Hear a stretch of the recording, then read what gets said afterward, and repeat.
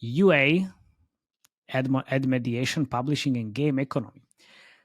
So if you think about it, this could potentially mean that if you're spending on Unity, your runtime fee could get reduced.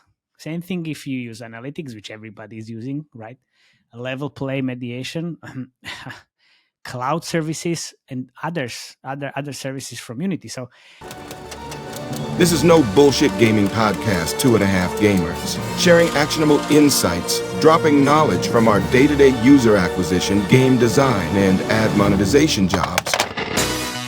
We are definitely not discussing the latest industry news, but having so much fun. Let's not forget this is a 4 a.m. conference discussion vibe, so let's not take it too seriously. Still out there and everybody's talking about it. So, hello again, I'm Matej Lancaric. I'm Felix Braberg. And I'm Jakub Remia. And we are your hosts. So we're back, finally. Yeah. So we're back to cover more of the Unity pricing saga that we covered on an emergency episode earlier this week. Since recording earlier in the week, tensions have increased. And according to Bloomberg, Unity has even started to receive death threats, which is very much not okay. And yeah, that's not... Yeah. Deploring that in any way, but yeah, that's kind of the temperature of things right now. However, the biggest news so far is that today, Neil Long from Mobile Gamer Biz reported that an alliance of mobile developers has formed to boycott and turn off all Iron Source and Unity ad monetization SDKs until new conditions are reviewed. From my understanding, that the devs, they're asking to remove the variable install fee and have some kind of flat fee instead. So who's signed the petition so far and switched off Iron Source and Unity today? We're recording on Friday. It's a list of some pretty heavy hitters, and most of them are from the hyper-casual genre, which is no surprise. So far, it's Azure Games, Voodoo, Homa, Century Games, Say Games, Crazy Labs, Original Games, Ducky, Bernie Games, Inspired Square, Geisha Tokyo, Tatsukami Games, Kayak, New Story, Play Tatsumaki Games, man. Yeah. They will not like you. One. And our friends from Seoul Supercent. Yeah, I mean, some of these devs, like, in short, the devs are fighting back. I mean, some of these devs wouldn't be caught in a room together, I know, because they don't like each other very much. But this is exactly the same. Like, yeah. This is just the like recent list. I've seen people over LinkedIn pretty much saying that they're joining, even though they're not included in Neil's article. Yeah, I mean, it's a story that's just developing and flowing. I mean, we talked about this story a few days ago, obviously, because we have some inside information, but we didn't want to go out with it just yet because we didn't know like if it's confirmed or not. But anyway, I saw the post, Azure Games posted on LinkedIn. It's already like 50 reposts and like people saying, hey, we are definitely joining. Obviously, we are not developers, so we can't join that much. But I would join if I have any Unity or Iron Source SDK in the game. But yeah, look, it's been a very tough week. What are the impacts on UA for this move? So if you think about it, if you don't have enough inventory, then it's quite a lot of money that they can lose. They meaning Unity, right?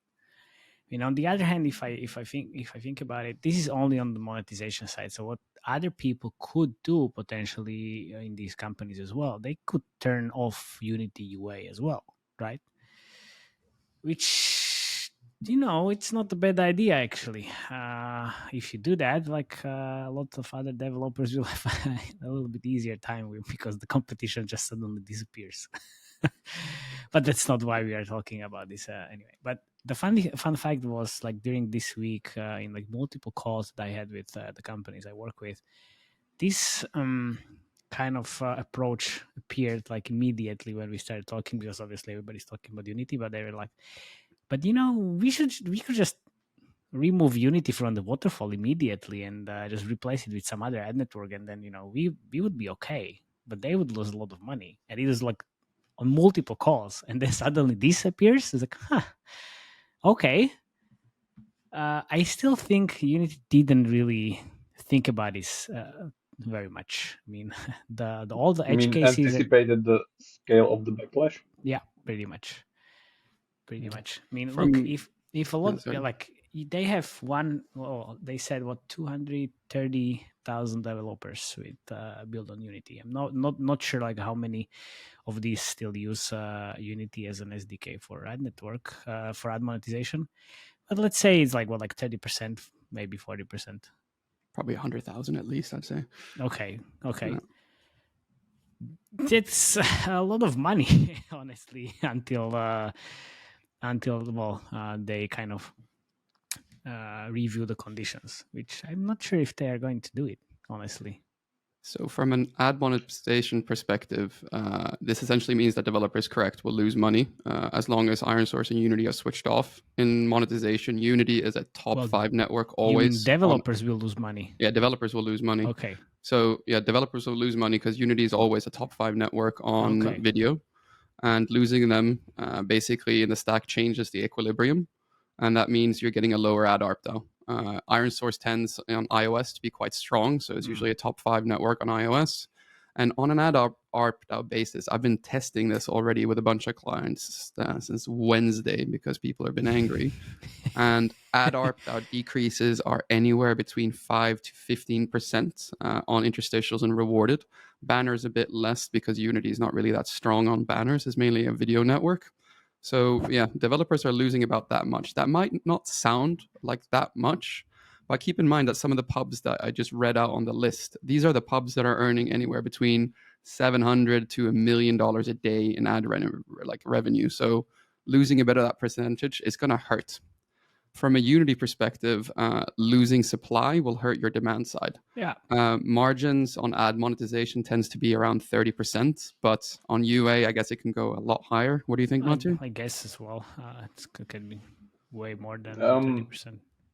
For us, not admin people, just plain and simple. Can people live without Unity and mediation in a way that they would survive the storm here? You can. It sucks, but it depends on your margins, right? Like if you're running tight margins, losing 10% might put you out of business. But if you're running a bit heavier margins, then you'll be fine. It just will suck a bit. We're not talking forever. You're fighting extinction event, and you're losing 10% margin up until January, or when this thing goes over. Or you lose 10%, or you lose the whole company afterwards because you lose the whole company in January. It's this calculation I think they didn't think about, right? Now. Because Unity also losing both revenue on both ad monetization and UA spend. It's also a chicken and egg problem that can quickly spiral. So if you don't have enough supply, you'll get less demand spend, which means you'll lose positions in the waterfall, and then that can quickly spiral. And it's 2 weeks to the end of the quarter. Unity being public, it can really go nasty quite quickly. Of course, that's not good. But also, look, because sorry, Jakub, just one quick comment. There must be a way how you can replace a Unity with different sources and ad networks to just mitigate the decrease on that ARPDAU. Don't tell me that. No. So from the tests I've been running, the major winners from this, from at least the test I've been running, is that Meta seems to take up a lot of the share. Also, Meta and AdMob, they take up quite a lot of the share. You can also fill out quite a lot with GAM, but you still always do get some kind of ad ARPDAU loss because you're losing it. How about Amazon? Amazon is stronger on banners, so that's not really Unity's forte. So it's not where they're strong. So banners, you don't really lose out that much by removing Unity because it's not what they do. It's video inventory. But that does mean that they have quite a big inventory still. So. Yeah, they still do. But the thing is, until today, if more publishers join this, right? Yeah, we can get. That's what I wanted to say. If you look at the list, it's pretty much primary. The big guys there are the hyper casual publishers. So we have Voodoo, Homa, Say Games, which I think is the biggest three in the West.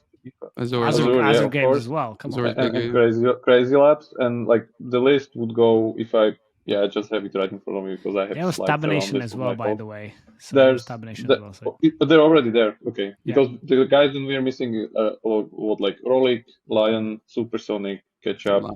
Well, Supersonic, come on, man! How can Supersonic be? Sorry. Sorry. You had a coffee today? He doesn't drink coffee. Yeah, So from what's that? yeah. Blue Job Games and Green Panda and Ketchup. Yeah. And then we are pretty much like that's the list that I'm expecting to join this. Except Supersonic, of course. Sorry. Yes, just Supersonic. That thing is, would like, be interesting. but look, there's Century Games as well, which is definitely Yeah, interesting. that was my point. Like, Yeah. if Century Games, do you think even like Hobby could join this list? Ooh, that would be Because I have them on the list. yeah, that would be of, nailing the coffin, market people. nailing the Unity coffin. Oh my god, wow, that would be great, actually. Oh, anyway, I mean, look, if this happens, which is already happening, and like people jumping on this Unity coffin and removing the SDK. Honestly, like it's not the coffin. Like people are pretty much, demanding their voice to be heard. Like I think it's straight and fair. Nothing to it. It's just, if you read the open letter, it's just like pretty concise terms in a way that they don't just like this, and they would like We'll to leave a link continue in how the it show was notes. before. Yeah, we'll put the link in the show notes. Thank you, Neil, as well for putting. It's this pretty together. long letter, by the But way. also 2 pages. Also, the forum, because there is the forum. You can join the boycott. You can do whatever you want, and well, turn off the ROAS Unity ads monetization. But I wanted to talk a little bit more about like what would be the reason, because we touched that a little bit in the last emergency episode, but I don't think like too much, because like Unity, what have you done? I mean, the license fee based on number of installs is just like not very cool. And I thought like, okay, so is this? Oh well, there is also one more information where they said this is not going to affect majority of the developers out there, which is like, what the fuck are you talking about? They said PR spin ever. Yeah, like they said it's not gonna affect 90%. That comment didn't help. Yeah. Like how this? Okay, never mind. that was really funny. But like I can't help, but I'm thinking like this is an attempt to take over some market share from AppLovin. Because look, if we look back to October 2021, when AppLovin acquired MoPub, the same month that actually Unity announced its mediation platform, which, well, I guess it never took off, right?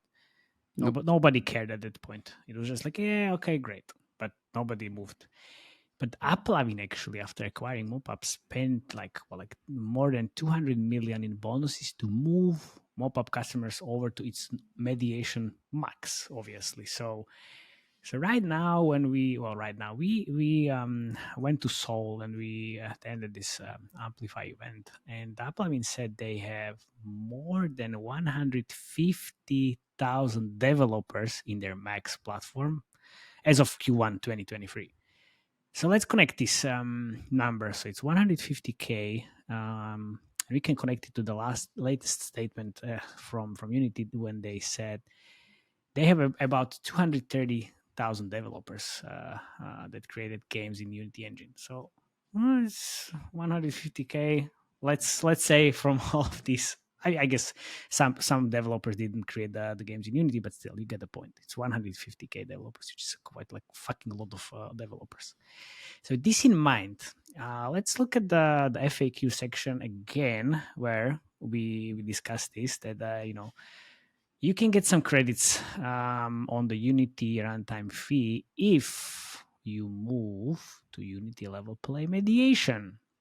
And there are also like these Unity gaming services, which we didn't talk about last time, but I will talk about it a little bit more. So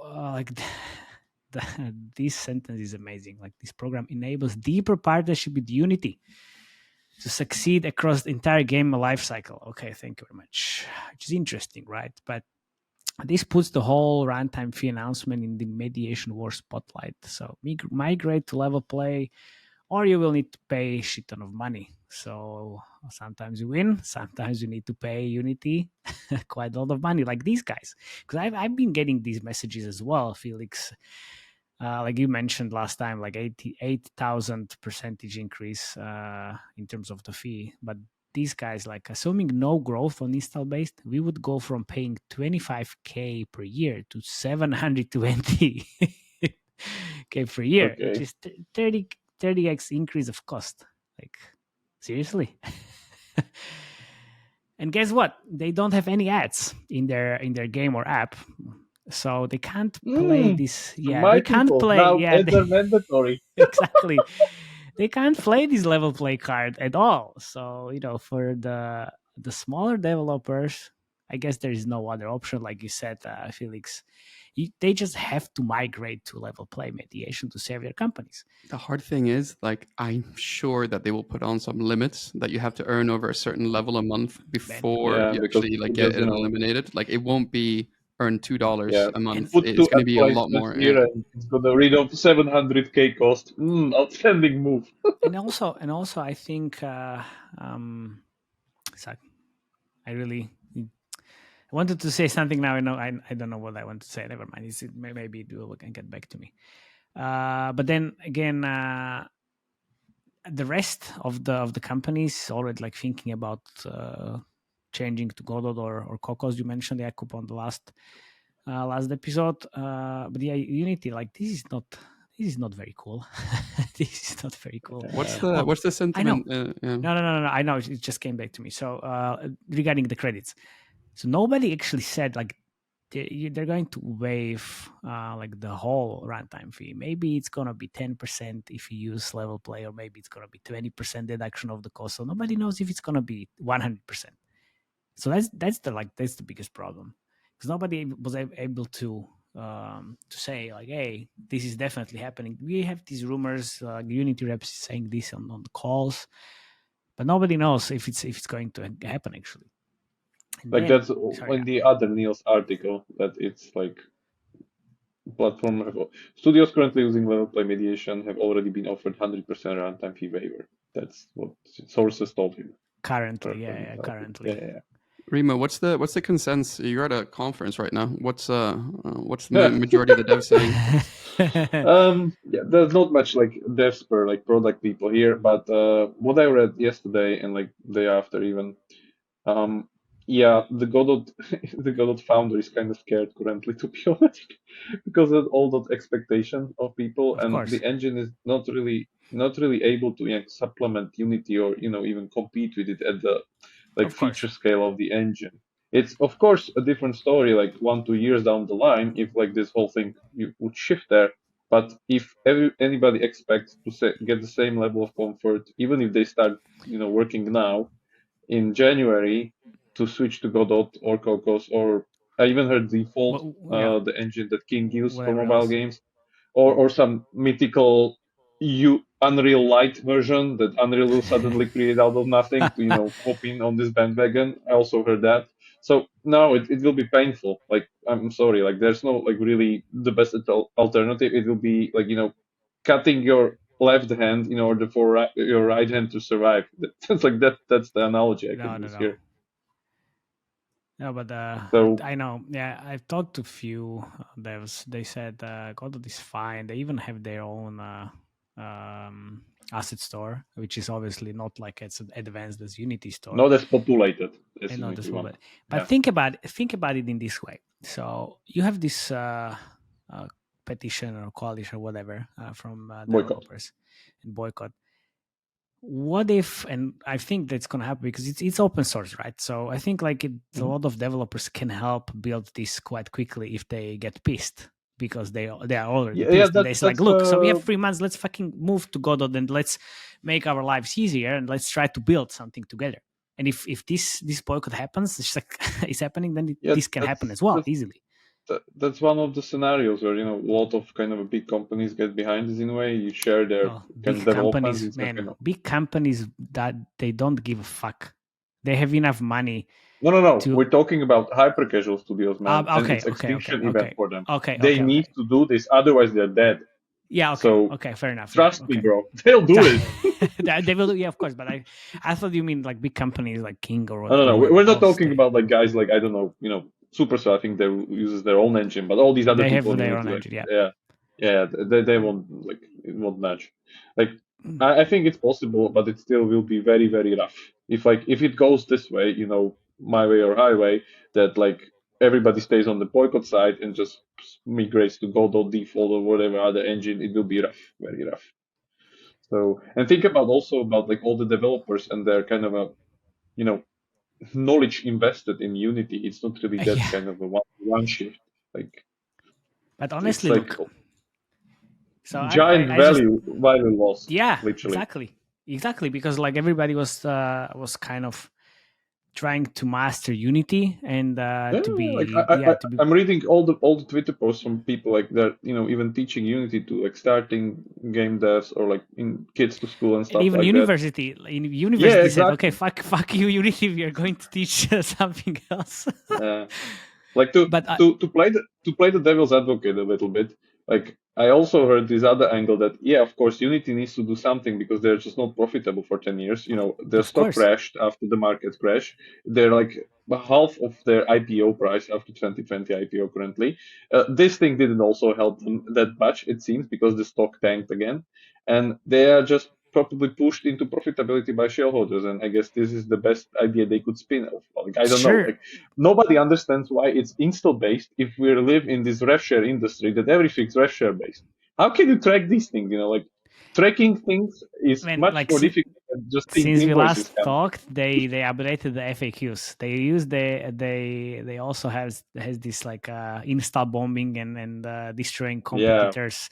They said they're not gonna count with it, but like how can you even like yeah. identify these It's installs? And gonna they be messy anyway. of course they said they're going to use their proprietary system for like identifying installs. Like Yeah. what the fuck does that Proprietary even mean? system mistake ruined your company.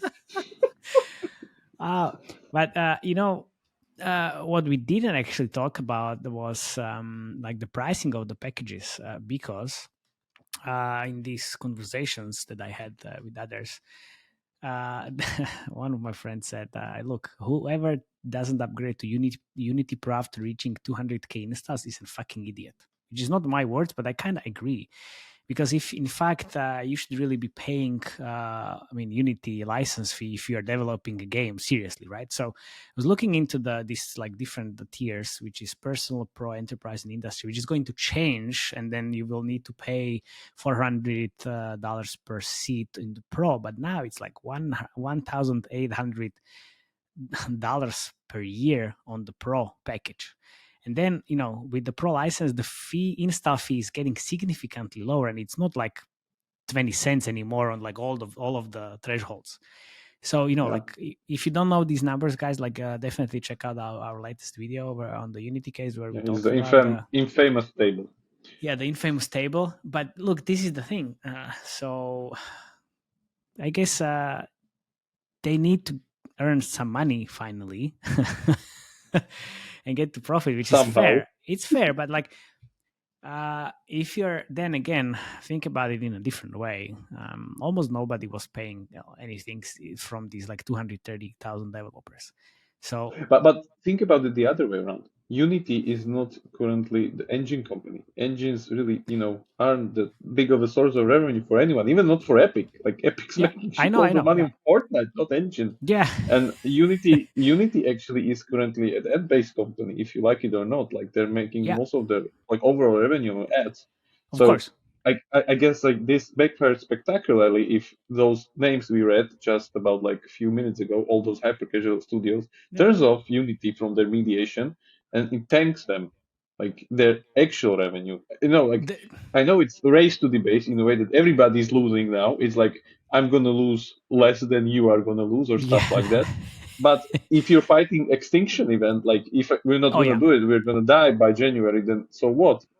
Yeah, fuck What it. do Yeah, they have to exactly. lose then? Well, that's the thing.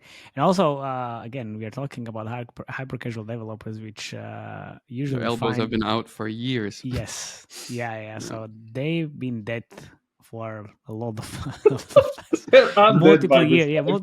multiple years. They're again found like every year a loophole or anything workaround that that's how they do. That's how they work, and I'm not surprised. Yeah, one thing is for sure though, this situation is going to develop more and more.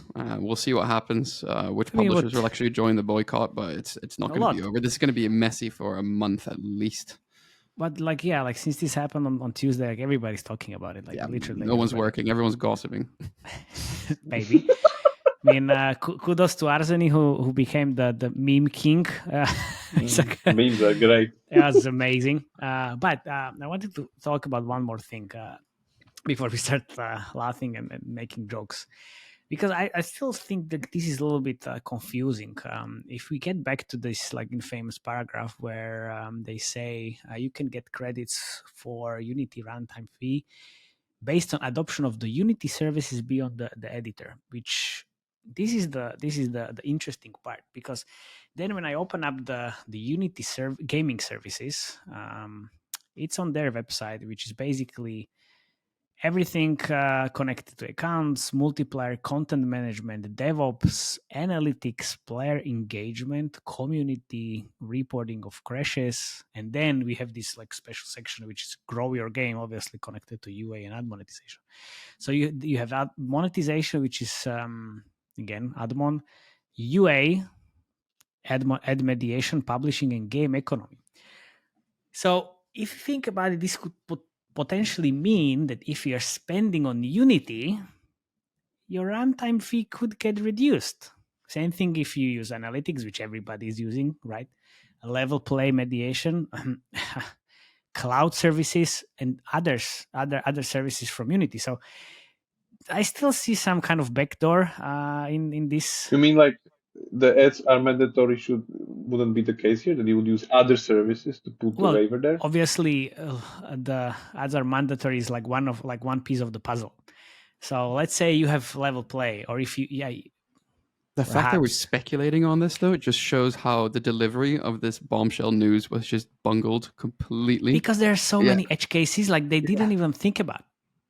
Didn't even think about it. And like they just updated the FAQs again because of all of these like cases, like because they're just sitting in their offices. This is and like bigger problem is the form of this whole. Like if it would be crystal clear, we wouldn't be having this conversation like that. Yeah. And I feel bad for all my friends at Unity. I have a lot of friends at Unity that I know that are great people, and it's just like, wow, it can't be easy working at Unity right now. Most probably it's not, but that's the thing. Like but there are like so many ifs, I guess. Yeah. If this was communicated better, if this was a revenue share model, if, I don't know, they didn't push a lot of people to level play mediation. Also, the question is like, is the level play mediation actually good? Or like it's good. It's good mediation. Like it's not a bad mediation. Yeah. But it's just like moving mediation is a hassle. Like from my understanding, there's no real guarantees that you're going to get the same levels of ad ARP that you're currently getting. Yeah. So it's just it's a gamble, right? And also you got to keep in mind, right, that like we're going into Q4, which is traditionally the highest ECPM month, right? So moving mediation, traditionally you never do in Q4 because like it's a high risk move because you don't want to lose out on the most profitable quarter. Like the last like month in Q4, literally you earn usually 2 months worth of revenue. So moving anything then it's if you want to have stable ARPDAUs, you would need to move the mediation like mid-year, like June, July, right, to get some levels of stability until you hit. You can move mediation whenever, but usually you don't usually move in Q4. Like it makes sense. I mean, but then look, if you think about the level play mediation, and when we compare that to Max, so why Max is just crushing everybody at this point is if you have Max, if you have at least 30% of ads revenue in the split IIP versus ads, you can use blended ROAS campaigns. If you don't have max mediation, you can't use blended ROAS campaigns. So that's like very big advantage. Blended ROAS campaigns for not second and third UA manager. Yeah. So blended ROAS campaigns or hybrid ROAS or whatever you want to call it, these campaigns take into consideration the in-app purchases revenue and ads revenue. And then you combine them into one ROAS goal. So let's say this is day 0 ROAS. So you want to get 20% day 0 ROAS. And then if you hit that, eventually you will get your money back in 30, 60 days, 90 days, whatever your LTV curve is. And this is like super powerful. It's working really good on multiple accounts I see. And it's really like you can scale quite heavily with this type of campaign. So it's pretty much hybrid, casual, mandatory. Exactly. Yeah. It's just like if you have 50-50 split, like we discussed on the previous podcast, that's like the wet dream of the UA manager. Yeah, because then you can use both. And I was always talking about ROAS, but now it's both, and this is perfect. Like now I have it in beta on Google for some accounts. Chef's kiss. But the thing is, with level play, I was talking to some people close to Iron, so like nobody even knew that the blended ROAS or hybrid ROAS are so powerful. Like I was like, oh really? It's working well. I was like, yes. Like, what are you talking about? Of course, it's working well. So, and this is what we discussed last time. If you move here, you get all these developers on level play. Do you know like how many years it took Uplavin to actually get where they are now? 2.5 years, basically. So right now, the Uplavin is just like a top 1 or top 2 channel on the UA. It wasn't the case like a few years ago. But then, mop-up happened. Now they changed the algorithm and like everything is working quite well. So if this happens on Iron Source, like it's still like very far from the ideal scenario. Which, in 2.5 years, nobody knows what's going to happen in case of Unity. It's going to happen in 4 months, man. In 4 days, even. Should we wrap on that note? We don't have an hour. We can. But yeah, I think everybody who's listening to this, obviously, please share feedback. Please share this with everybody you know, everybody you know in the gaming industry. If you want to join the boycott, and then see you next time. Yeah, I guess. No, not yet. Join the Slack channel. That's where all the fun is.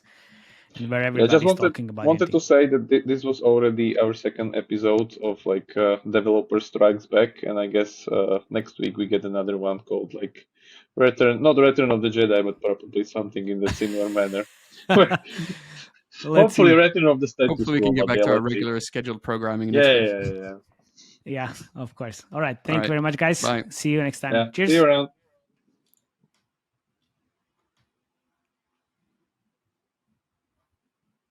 Let's see if we can it's stop still recording, this. Huh? It's still recording. It's stopping. Maybe we won't be able to stop this fucking madness. Forever. Yeah, that episode was not as good as the last one. It was okay, actually. It was pretty okay, man, because there's a lot of implications. Like, just hear what other people say about this. They don't go because last time was compared to us. Exactly. Yeah, because last time it was like, this is happening. Half of people don't even know about this Edward thing with F11. Yeah. And I can't stop this. Yeah, I want to tell you guys some more stuff, but I have to stop recording. Yeah, I guess I need to leave. Does that stop the recording though? Yeah, I can't. Let's see if I can rejoin and stop the recording. It's like fucking terrible. Maybe, Matej doesn't want to leave because he loves us so much. Yeah, we need to have like coherent strategy for the Cyprus thing, because my guess is it's like, but who can it be, by the way? Private company in Cyprus.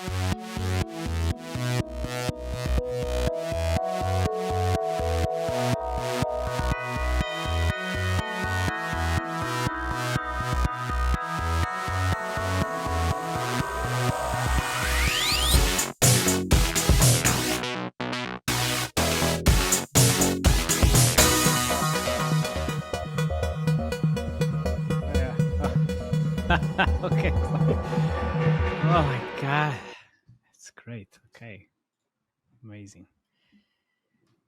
All right. Okay, we can start now. I wasn't sure. All right, hello everybody. This is again special Unity episode because this should